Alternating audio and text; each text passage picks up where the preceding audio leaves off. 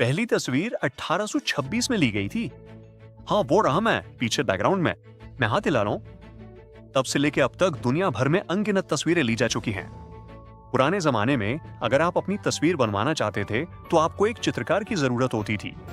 आपको लंबे समय तक स्थिर खड़े रहना पड़ता था ताकि रोशनी बिल्कुल सही रहे। और सच तो यह है कि वे चित्र उतने सटीक नहीं होते थे। शायद आपने अपनी आंखें थोड़ी ज्यादा चमकदार या होंठ थोड़े उभे हुए बनाने को कहा हो। जब प्राचीन इतिहास के प्रसिद्ध लोगों की बात आती है तो फोटोग्राफी के मामले में हम ज्यादा कुछ नहीं कर सकते। सीधी सी बात है, प्राचीन काल के प्रसिद्ध लोगों की कोई भी तस्वीरें मौजूद नहीं है। हम उनकी पेंटिंग्स या विद्वानों द्वारा उनके बारे में लिखे गए लेखों के आधार पर कल्पना कर सकते हैं कि वे कैसे दिखते थे। सौभाग्य से जैसे जैसे साल बीत रहे हैं, जानकारी की ये कमी अब बीते जमाने की बात हो जाएगी। अब आती है फोरेंसिक फेशियल रिकंस्ट्रक्शन तकनीक। विज्ञान की इस अद्भुत शाखा की मदद से अब हम बेहतर ढंग से समझ सकते हैं कि प्राचीन हस्तियां कैसी दिखती थी। लेकिन आप पूछ सकते हैं कि वैज्ञानिक ऐसा कैसे कर पाते हैं? बिल्कुल पूछे। पता चला है कि इंसान की खोपड़ी उसके रूप रंग के बारे में बहुत कुछ बता सकती है। भौं की हड्डी से लेकर आंखों के बीच की दूरी तक सब कुछ एक वास्तविक चेहरा दिखा सकता है। यहाँ तक कि नाक की नली या ठुड्डी का आकार भी ये तय कर सकता है कि आपका चेहरा कैसा दिखेगा। ये ऐसा है जैसे खोपड़ी चेहरे का एक खाका हो। इन हड्डियों का उपयोग करके कलाकार और फोरेंसिक मानव विज्ञानी चेहरे के पुनर्निर्माण के जादू से आपका रूप फिर से बना सकते हैं। ये असल जिंदगी की जासूसी जैसा है, बस इसमें मिट्टी ज्यादा और ड्रामा कम है। अब मुझे लगता है कि आप सोच रहे होंगे कि ये पुनर्निर्माण वास्तव में कितने सही हो सकते हैं। खैर, ये सच है कि अंतिम रूप में शायद सभी बारीकियां न दिखें। सिर्फ खोपड़ी का अध्ययन करके आप किसी की आंखों का रंग या त्वचा का रंग नहीं बता सकते।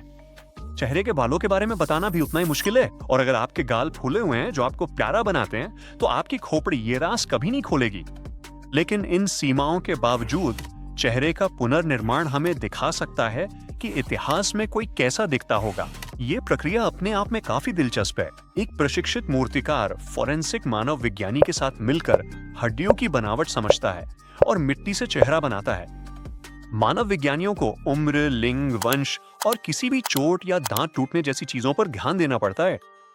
आजकल वैज्ञानिक कंप्यूटर और डिजाइन सॉफ्टवेयर की मदद से ऐसे काम डिजिटल रूप से भी कर सकते हैं।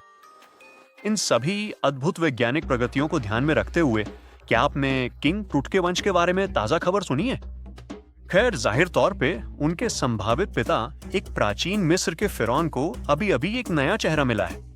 और मैं आपको बता दूं, डिजिटल पुनर्निर्माण के जादू के कारण वो बहुत ही राजसी और शांत दिख रहे हैं।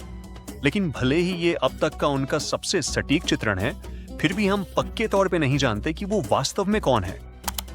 ये व्यक्ति 1907 में वैली ऑफ द किंग्स में मिला था, जो किंग टट के मकबरे से कुछ ही फीट की दूरी पर था। वैज्ञानिक एक सदी से भी अधिक समय से उनका अध्ययन कर रहे हैं और उन्हें लगता है कि वो अखिनातन हो सकते हैं, जो किंग टट के पिता थे और उस लिहाज से एक बहुत ही महत्वपूर्ण मिस्र के शासक थे। फिर भी कुछ विशेषज्ञ संशय में हैं और कहते हैं कि उनकी असली पहचान की पुष्टि के लिए हमें और सबूतों की जरूरत है। इस प्राचीन फिरौन के चेहरे का पुनर्निर्माण सिसिली में प्रतिभाशाली वैज्ञानिकों के एक समूह द्वारा महीनों तक चलने वाला प्रोजेक्ट था। उन्होंने मदद के लिए ब्राजील से एक 3D फोरेंसिक आर्टिस्ट को भी बुलाया। नया मॉडल पहले वाले मॉडलों से अलग है क्योंकि वे उनके चेहरे की विशेषताओं पर ध्यान केंद्रित करना चाहते थे और उनके बालों, गहनों या अन्य चमक धमक से विचलित नहीं होना चाहते थे। इसी बात पर इस नवीनतम फैशन आइकन के लिए रास्ता बनाइए। नहीं, ये कोई प्रसिद्ध मॉडल नहीं है। ये एक शिकारी संग्रहकर्ता महिला है जो 7000 साल पहले स्वीडन में रहती थी। और भाई, अपने नए पुनर्निर्माण में वो कितनी भयंकर दिख रही है। वो पंखों वाला केप, स्लेट का हार और 130 जानवरों के दांतों से बनी बेल्ट पहने हुए है। इसे फैशन में आगे होना कहें या पीछे।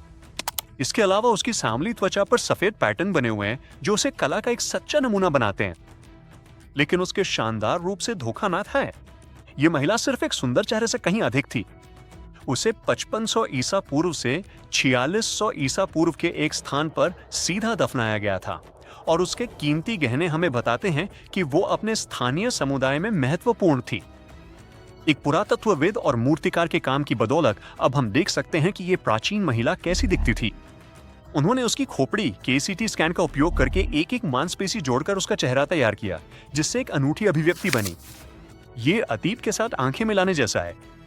हालांकि हम कभी भी निश्चित रूप से नहीं जान पाएंगे कि उसके समुदाय में उसकी क्या भूमिका थी, लेकिन उसके आसपास की जटिल चीजें बताती हैं कि वो अपने लोगों के लिए एक विशेष स्थान रखती थी। अब आल्प्स की 5300 साल पुरानी मम्मी ओत्सी को भी इस अद्भुत तकनीक की बदौलत एक नया मेकओवर मिला है। अगर आप ऐसा सोच रहे हैं तो वो किसी प्लास्टिक सर्जन के पास नहीं गया था। दो डच भाइयों ने इटली में एक नई प्रदर्शनी के लिए उनके चेहरे को फिर से बनाने के लिए फोरेंसिक विज्ञान और कलात्मकता में अपने कौशल का उपयोग किया।